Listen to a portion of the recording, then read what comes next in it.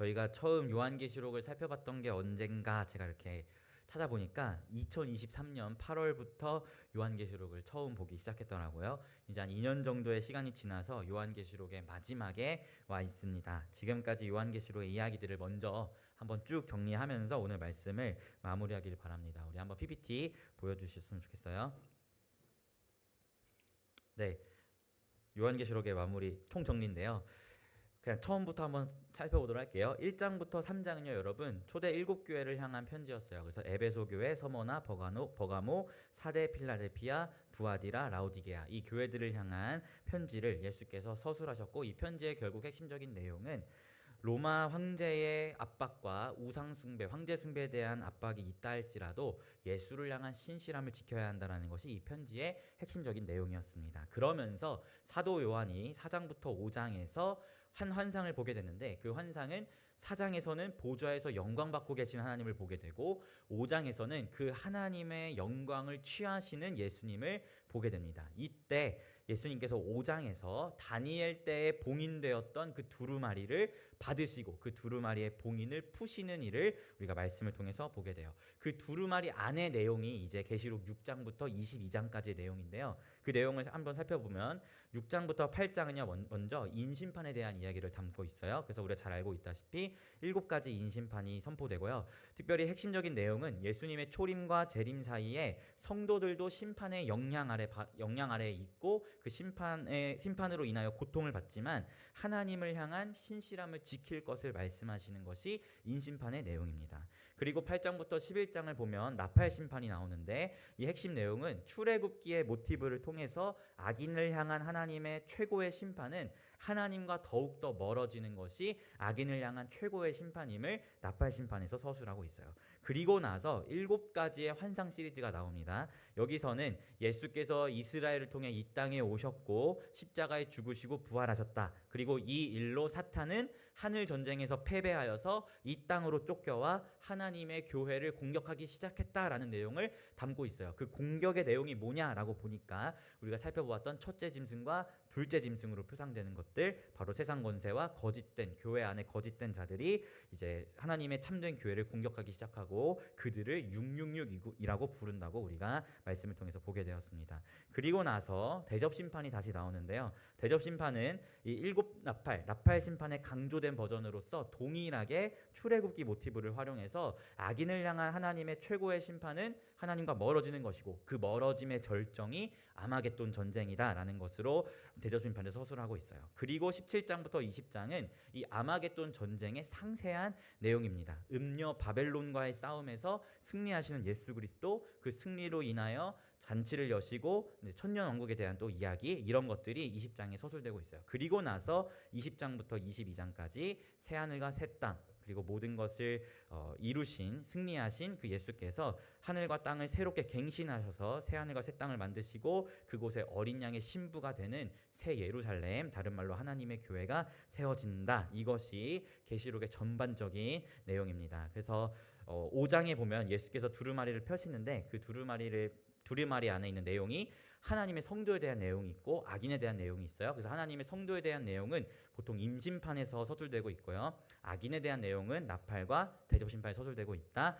그래서 하나님의 성도는 14만 4천이라는 상징적인 숫자로 표상되고 악인은 666이라는 숫자로 표상된다. 이 14만 4천은 새하늘과 새 땅, 새 예루살렘에 들어갈 것이고 666은 지옥불에 들어갈 것이다. 이것이 요한계시록의 전체적인, 특별히 예수께서 봉인을 푸시는 두루마리 안에 있는 내용의 전체적인 이야기입니다. 이제 PPT 내려주시면 됩니다.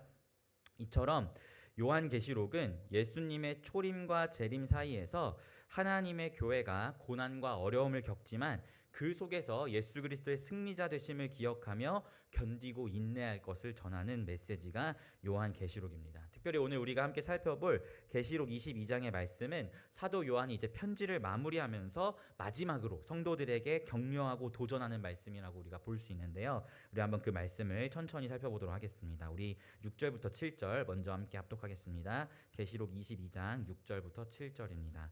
우리 함께 합독할게요. 시작. 또 그가 내게 말하기를 이 말은 신실하고 참된지라 주 곧 선지자들의 영의 하나님이 그의 종들에게 반드시 속히 되어질 일을 보이시려고 그의 천사를 보내셨도다. 보라 내가 속히 오리니 이 두루마리의 예언의 말씀을 지키는 자는 복이 있으리라 하더라. 아멘. 여기서 말씀하고 있는 이 두루마리라는 이 표현은요, 여러분, 복음의 총체적인 내용을 담고 있는 것입니다.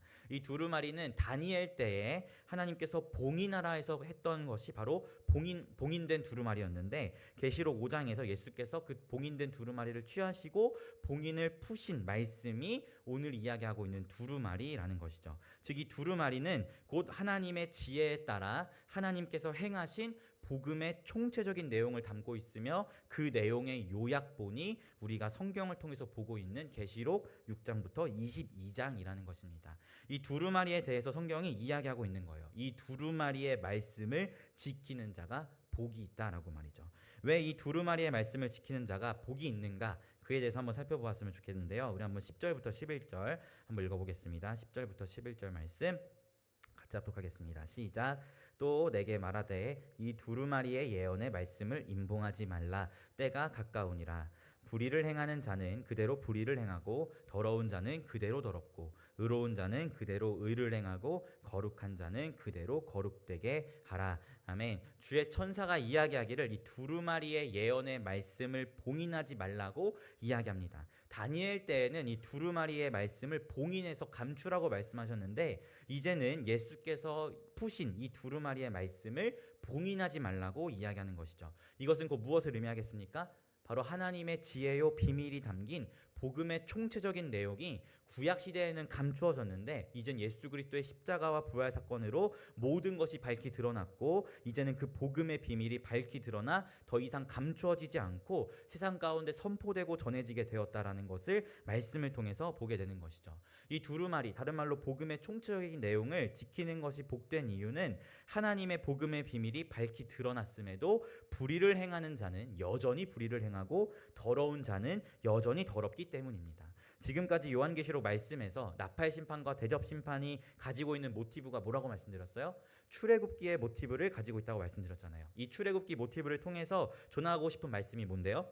하나님의 악인을 향한 최고의 심판은 결국 복음의 비밀이 감춰지지도 않고 밝히 드러났음에도 불구하고 여전히 죄악 가운데 거하며 하나님과 멀리 떠나 살게 되는 것이 악인을 향한 하나님의 최고의 심판이라는 것을 성경이 이야기하고 있는 것입니다. 이제는 복음의 놀라운 비밀이 예수의 사역을 통해 밝히 드러났고 더 이상 봉인되지 않음에도, 그래서 복음의 비밀이 세상 가운데 만연히 증거되고 전파되고 있음에도 여전히 그 말씀에 순종하지 않고 여전히 자기 스스로를 불의 가운데 거하게 두며 여전히 자신 스스로를 더러운 곳에 두는 사람들이 있고, 이것이 곧 악인을 향한 하나님의 심판이라는 것이죠. 그럼에도 불구하고 이 복음의 비밀이 선포됐을 때 그 복음의 비밀에 반응하고 그 복음의 비밀을 마주하며 삶이 바뀌는 자들이 있는데, 그게 누구예요?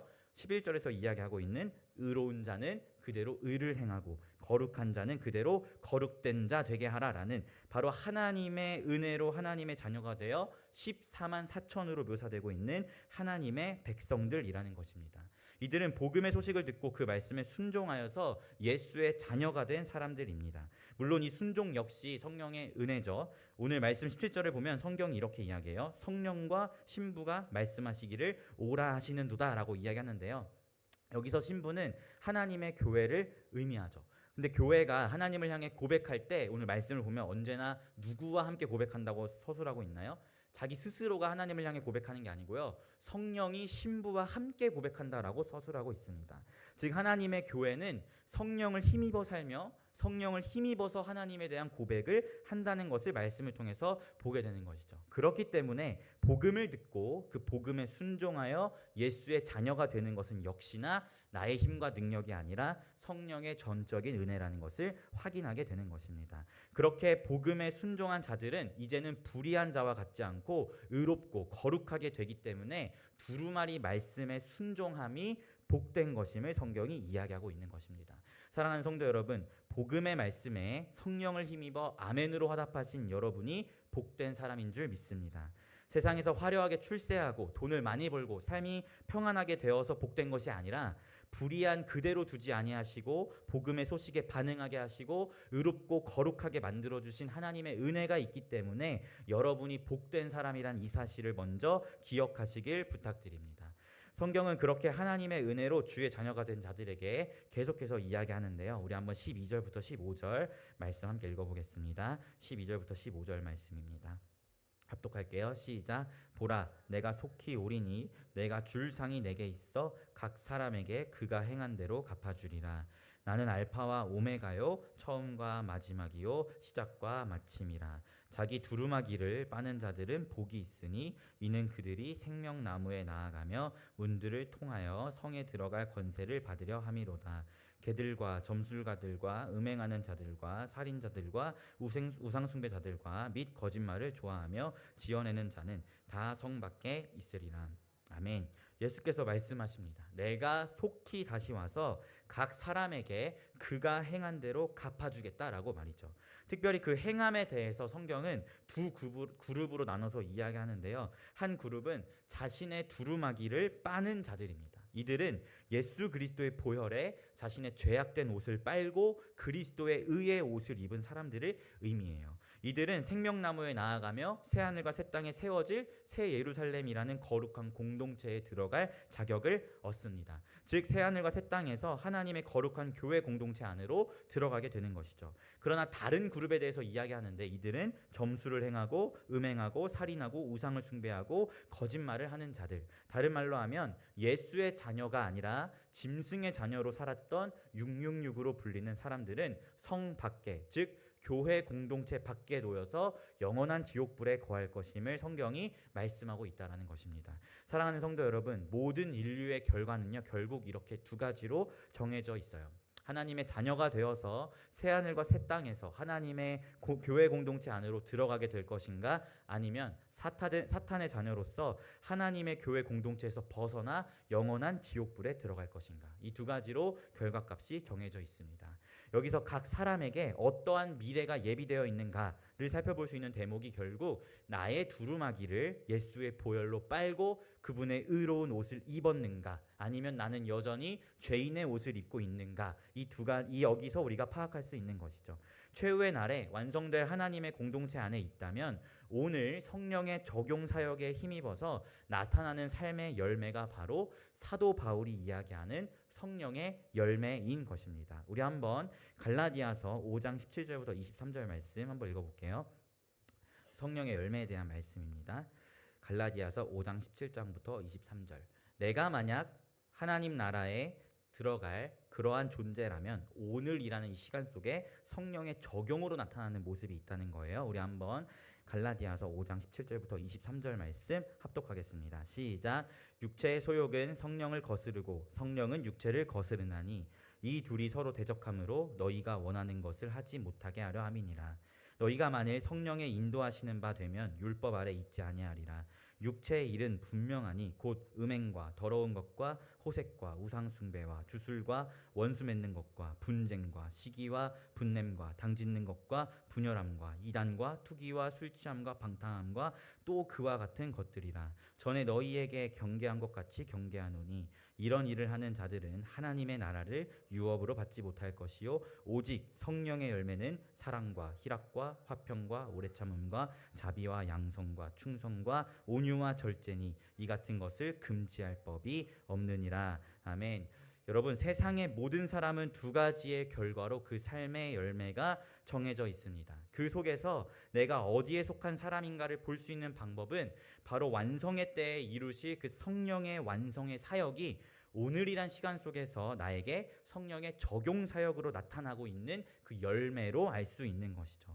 그 날에, 완성될 그 날에 영원한 지옥불에 떨어질 사람들의 행위를 계시록은 점술, 우상숭배, 음행, 거짓 이런 것들을 표현하고 있는데요. 이러한 행위는 오늘이란 시간 속에서 사도 바울에 의하여 육체의 소욕이라고 표현되고 있습니다. 하지만 반대로 예수 그리스도의 보혈로 자신의 옷을 빨고 의의 두루마기를 입은 자들은 계시록에서 생명나무로 나아갈 자들이라고 표현하고 있고 22장 11절을 보면 이들을 향해 의로운 자, 거룩한 자라고 표현되고 있는데 이 행위들은 오늘이란 시간 속에서 성령의 적용 사역에 힘입어 성령의 열매라고 표현되고 있는 거예요. 이들은 이 땅에서 사랑, 오래 참음, 화평, 자비, 양성, 충성, 온유, 절제와 같은 하나님 나라에 세워질 새 예루살렘 공동체의 모습을 이 땅에서 미리 열매를 맺으며 살아가고 있는 사람들로 말씀이 비추고 있다라는 것입니다. 사랑하는 성도 여러분, 여러분이 예수 그리스도의 의의 옷을 입고 계시다는 것을 무엇으로 증명하시겠습니까? 바로 여러분의 삶의 열매로 증명할 수 있는 것입니다.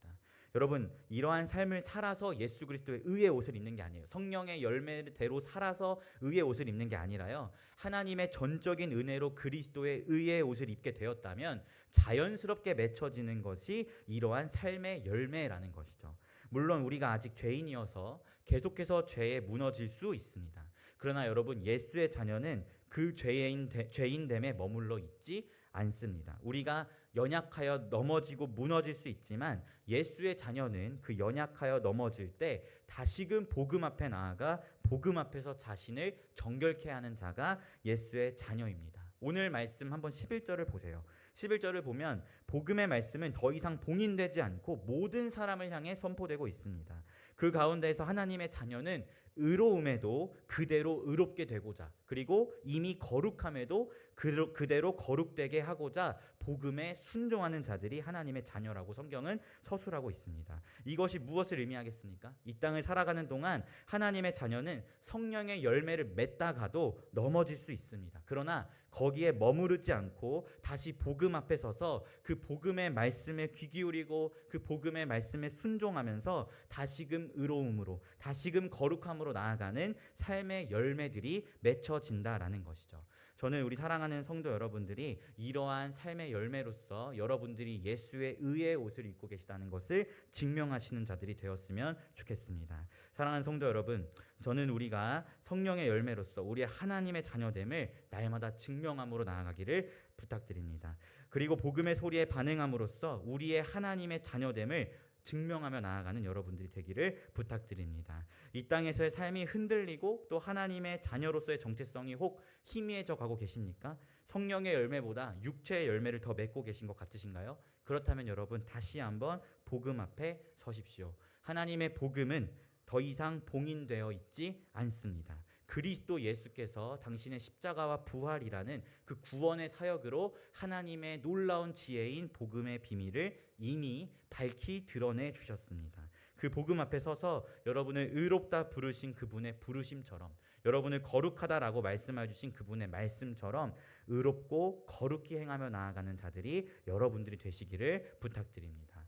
결국 사도 요한이 계시록을 마무리하면서 교회에게 전하는 말씀을 정리하면 이렇게 정리할 수 있을 것 같아요. 우리 한번 18절부터 19절 말씀 함께 읽어보겠습니다.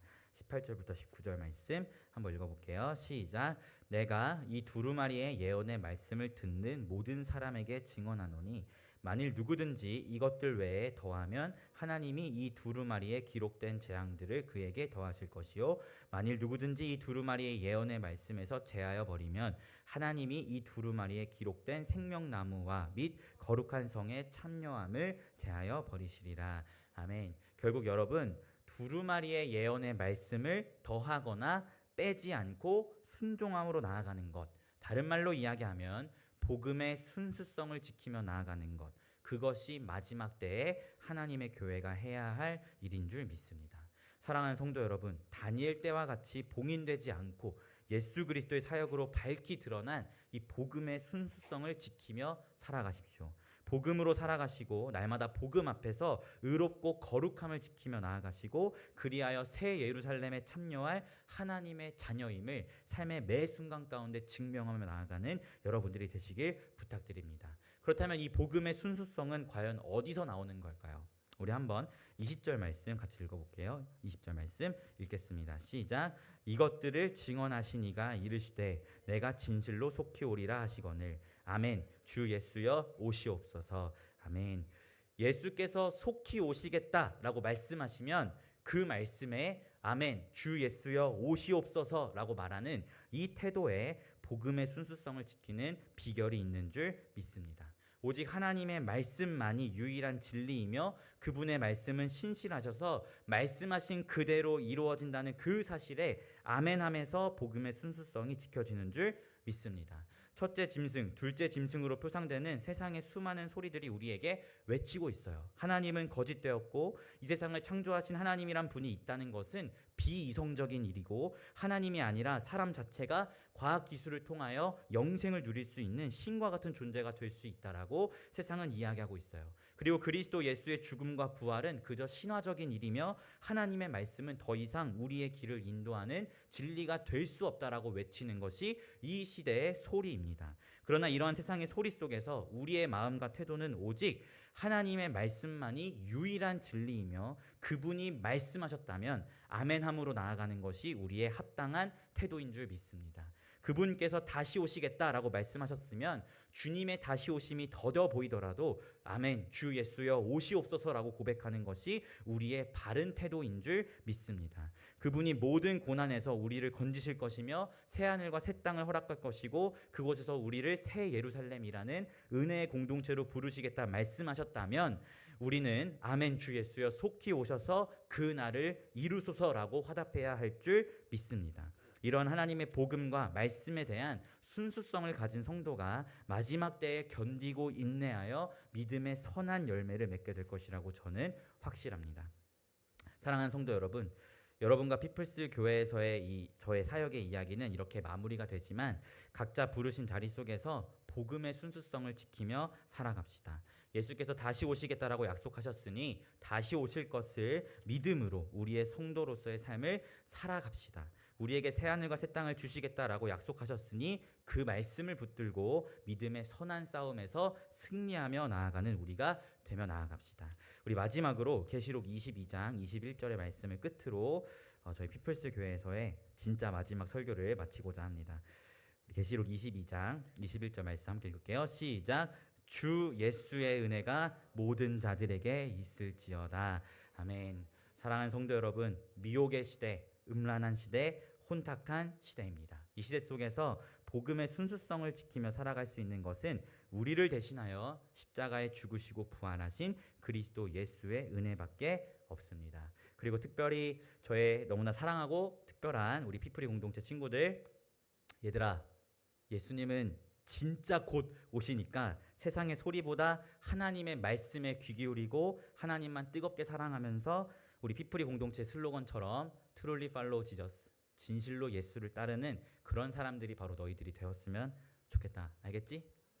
주 예수 그리스도의 은혜가 우리 피프리 공동체와 사랑하는 성도님들 삶 가운데 지금부터 영원히 함께하기를 예수님의 이름으로 축원합니다. 아멘. 제가 기도하고 우리 기도에 이어서 하겠습니다. 기도하겠습니다. 하나님 아버지, 그렇습니다.